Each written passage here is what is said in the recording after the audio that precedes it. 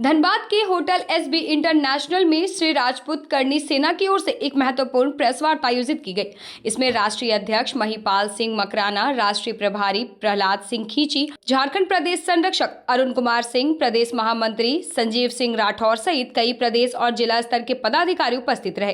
Press वार्ता में संगठन की आगामी गतिविधियों और सामाजिक मुद्दों पर विस्तार से चर्चा की गई। प्रेस वार्ता का मुख्य उद्देश्य 11 जनवरी को धनबाद के new town hall golf ground के समीप आयोजित होने वाले भव्य क्षत्रिय महासमागम की जानकारी देना था। इस समागम में कोयलांचल और आसपास के क्षेत्रों से बड़ी संख्या में राजपूत समाज के लोगों के शामिल होने का आह्वान किया गया। कार्यक्रम के दौरान राष्ट्रीय अध्यक्ष महिपाल सिंह मकराना द्वारा आर्थिक रूप से कमजोर वर्ग के सरलीकरण जैसे अहम मुद्दों पर विशेष चर्चा की गई।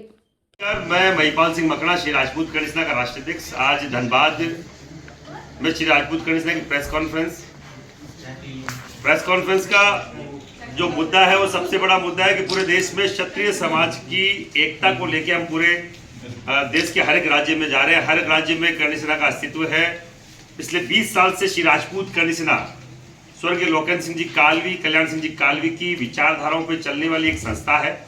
ये 20वां साल है। करनी सेना को 23 सितंबर 2006 को ये संस्था बनी थी और आज धनबाद में हम लोग केवल हमारे क्षत्रिय बंधुओं से मिलने आए हैं और हमारी समाज की जो वाजिब मांगे हैं उनको लेके हमारा कल एक बड़ा प्रोग्राम है। मांगे क्या है, मैं आपको पत्रकार बंधुओं के द्वारा अवगत कराना चाह रहा हूं। सरकारों को ईडब्ल्यूएस का आरक्षण मिला था 2018 में। ईडब्ल्यूएस में स्वर्ण जितने भी है उनके साथ साथ और भी कई जातियां इसमें सम्मिलित है, जिसमें बड़े लेवल पे आप मानो तो राजपूत, ब्राह्मण, बनिया, कायस्थ, ईसाई, पठान और उसके साथ अगर केंद्र में आप माने तो आपके यहाँ का भूमियार भी केंद्र में जो ईडब्ल्यूएस सरलीकरण होता है तो वो आता है।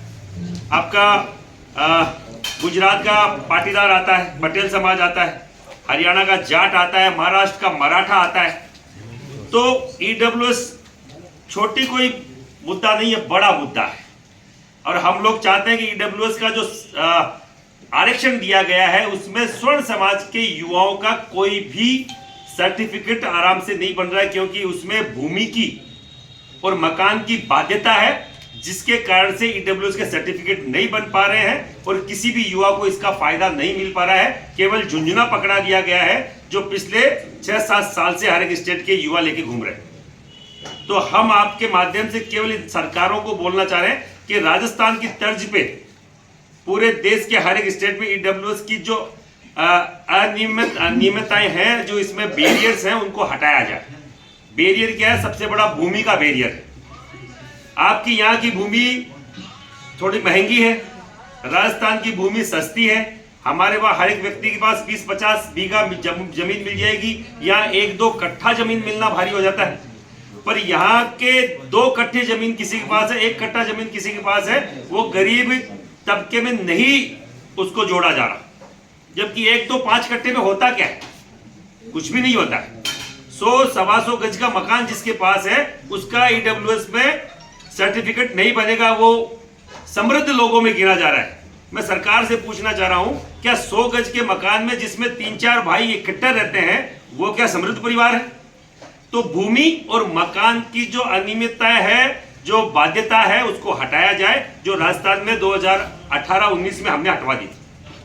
आज का वहां का परिदृश्य यह है कि अभी स्वर्ण समाज के 95 एसआई सब इंस्पेक्टर अकेले 500 में से 95 ईडब्ल्यूएस से बने, जो पहली बार एक ऐसा आंकड़ा आया है जो कभी 20-30 सालों में नहीं आया।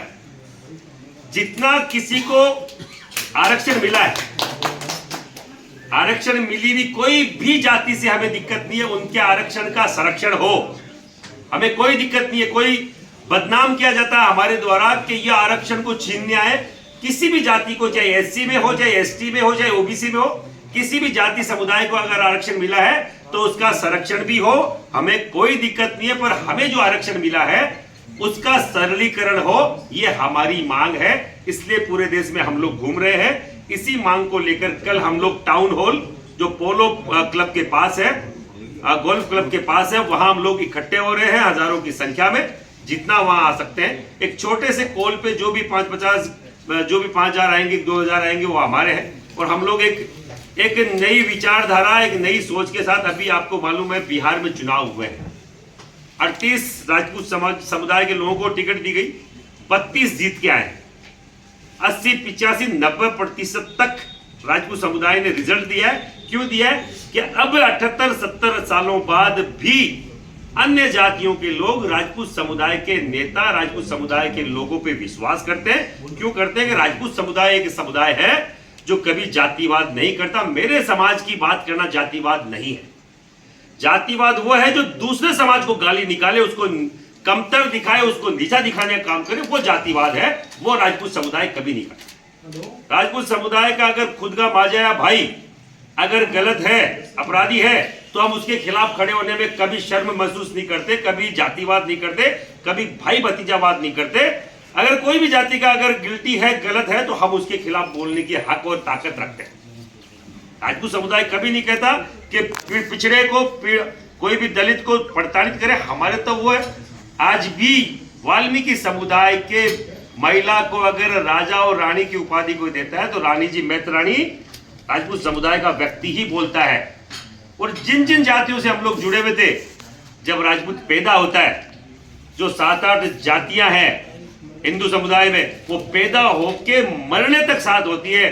चाहे नाई समुदाय ले लो, चाहे ढोली समुदाय ले लो, चाहे माली समुदाय ले लो, चाहे कुमार समुदाय ले लो, चाहे पंडित हो, चाहे ब्राह्मण हो, चाहे बढ़िया हो, ये वो जातियां हैं जब पैदा होता है और मरने तक राजपूत समुदाय के साथ रहता है। तो जिन जातियों का परिपालन पोषण समुदाय, राजपूत समुदाय के कारण होता था, उनके साथ सहयोग से होता था, तो वो उनके खिलाफ कैसे हो सकता है? तो केवल भ्रांतियां फैलाई जा रही है। 70 सालों में ये शोषक रहे हैं, ये बड़े माफिया रहे हैं, ये ठाकुरों ने ये किया वो किया, ये फिल्मों के माध्यम से हमें बदनाम करने की जो साजिशें हैं, 70 सालों में हमने पद्मावत के बाद में उसका बड़ा प्रतिरोध किया।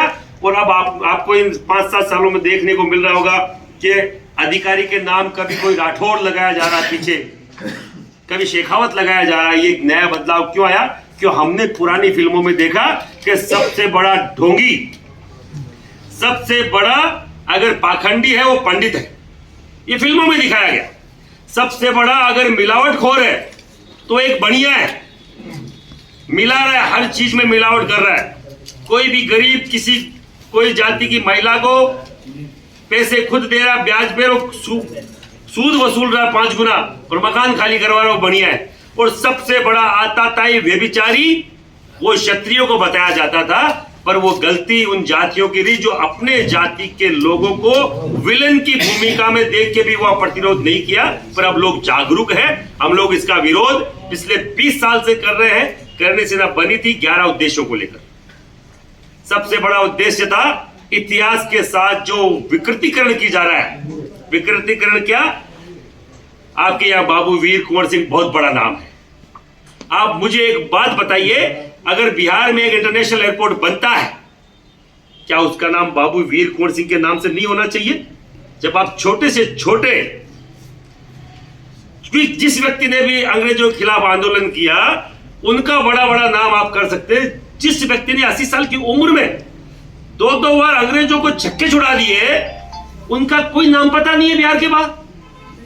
ये एक साजिश है। साजिश के तहत क्षत्रिय समाज के, चाहे आपके कोई भी बड़े वॉरियर हो, उनके समाज के व्यक्ति को आप कहीं ना कहीं कमतर दिखाओ, ये साजिशें चल रही है।